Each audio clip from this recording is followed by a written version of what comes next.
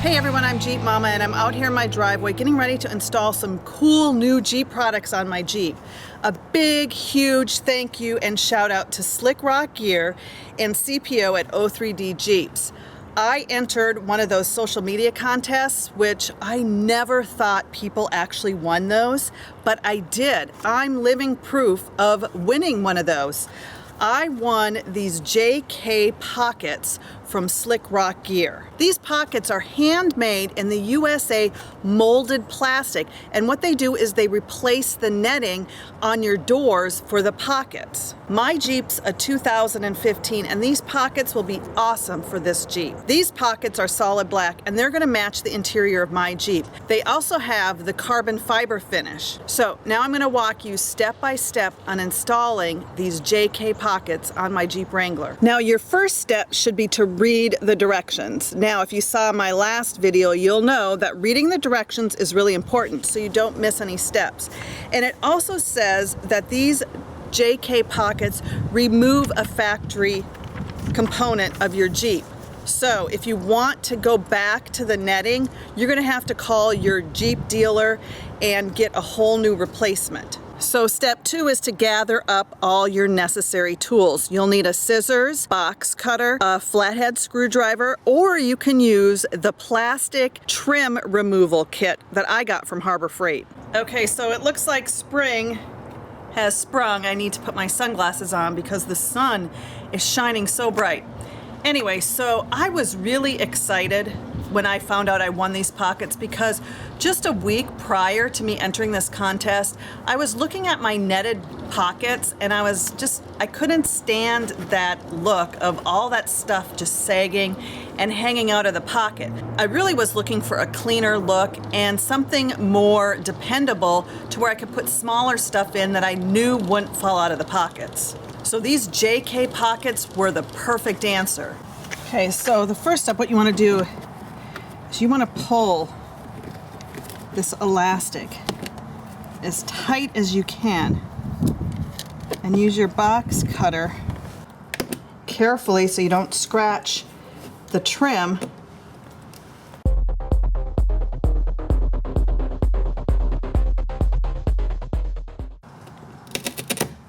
There you go.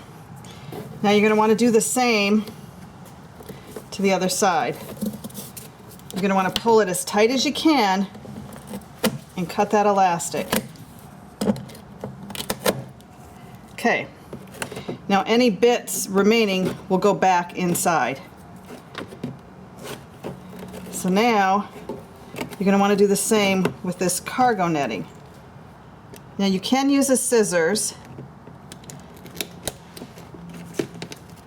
or you can use your box cutter and just go all the way along the line.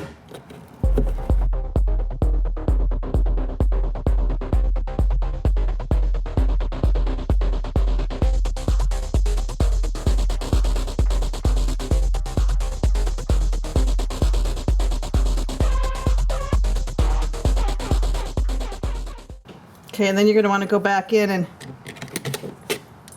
clean up any other pieces or just shove them back down in there. So now that you've done that, you may want to clean the inside of this if it's dirty. Mine looks pretty clean. I know some other Jeepers didn't clean theirs.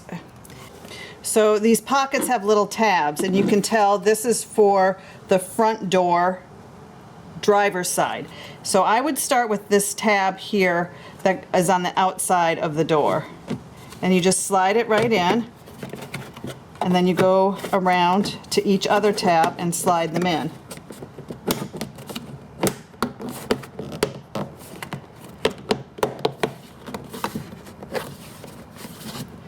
And then you just make sure everything's secure, and there you have your pocket. And now you can start putting in the stuff in your pocket. And you can even put little stuff in here and you know it's not going to fall out like in the netted pockets. Door 1 is complete. Now I have 3 more doors to do, and you repeat the exact same process by cutting the elastic, then the netting, and then you insert your door pocket. Now remember to pull the elastic as tight as you can and that netting as tight as you can, and whatever's left over will pop back into the trim. So the back door pockets don't have as many tabs as the front, but it's pretty much the same procedure. You start from the outside of your Jeep first.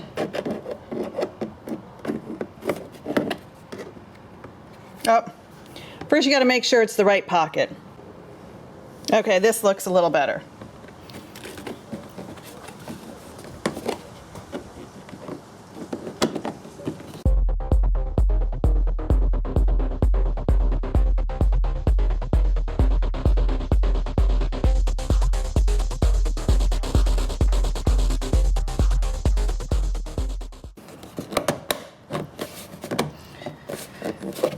Okay, that one took a little bit longer, so you just need to be patient and slowly put it in as you go around. And just make sure it's in nice and tight. Now it's time to stuff your pockets.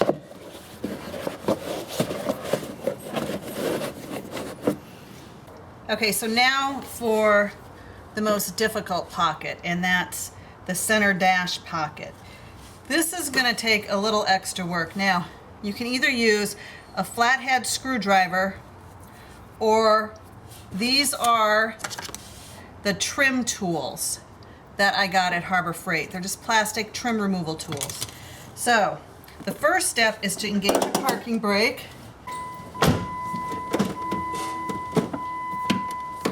Then you need to put the transfer case into 4 high so you can get at this. So you can either use a flathead screwdriver to get at this, or I'm going to try probably this. And there, you want to remove this whole piece, and there are apparently tabs holding this. There, I just pulled one out. This works really well. This tool works really well. So I pulled the first tab. Second, pretty simple. Here's the third, fourth. Okay, so now that I have these 4 tabs pulled out, to remove this piece to get the netting off, you have to, the back of the cup holder, you want to grasp it on each side, and you can kind of feel where a seam where it comes together. That's where you're going to want to pull, and this piece comes up, so you can see right here where it comes to the cup holder. So then you're going to sort of pull this back a little, and this should pull right out. Okay, so just like with the other, you're going to want to pull this tight, and you might want to get a second person, or I'm going to use my leg for leverage. You're going to pull the elastic tight, and with your box cutter, and you want to be careful not to scratch. But you know what? Our Jeeps are meant to be scratched up, right? It shows we've been using them. So I'm not too concerned about that. But some people might be.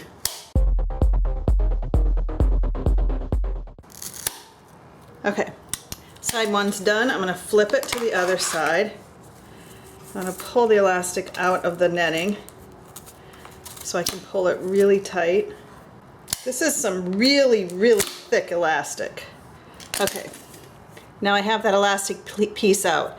So now I'm going to get the cargo netting out. And this time, because it's not secure to the door, it's best to use a scissors. A lot easier. And you're not going to scratch up the plastic. Remember to pull tight the cargo netting so you can get as much of it out as you can. Now, my fingers are a little raw from pulling so tight. You might want to grab yourself a pair of work gloves. Yeah, see, I scratched it there with the scissors. That's what's kind of nice if you have, for this one, it would be kind of nice if you had 2 people. But one person can still do it. Okay, it's done. Okay, so now it's done. You want to flip over your center console. And see these silver tabs there? This is the elastic. You're going to want to pull these out from both sides. And throw those away. Make sure you pull out all the extra bits. So now that we have the netting off and we've removed the elastic part in the back, we're going to put on our center console pocket. And you can start with one of either tab, it doesn't matter which one, at the top. So you insert that top tab and then you're going to go around. So this is where you're going to have to use a little muscle because you want these tabs to go in and then you're going to have to flex it to get the top one in. Now, these are very flexible. Now these are very flexible and aren't gonna break, so you can flex them pretty good. And actually it wasn't that hard. So now this is done, but actually, you know, this part isn't in. Gotta do it again.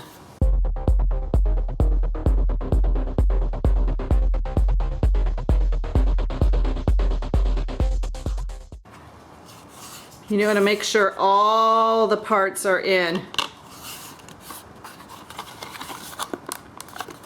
Okay, so now that it's nice and snug, that means no rattle. Now that I have the pocket on the center panel, I'm going to insert it back in. So I'm going to have to lift up the center console again and pull it back a little. Slide this in.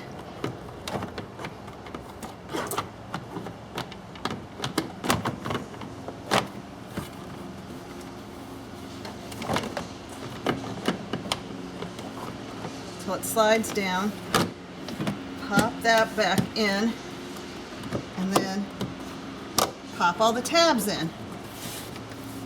Easy. Make sure you put your brake back down and shift back into too high.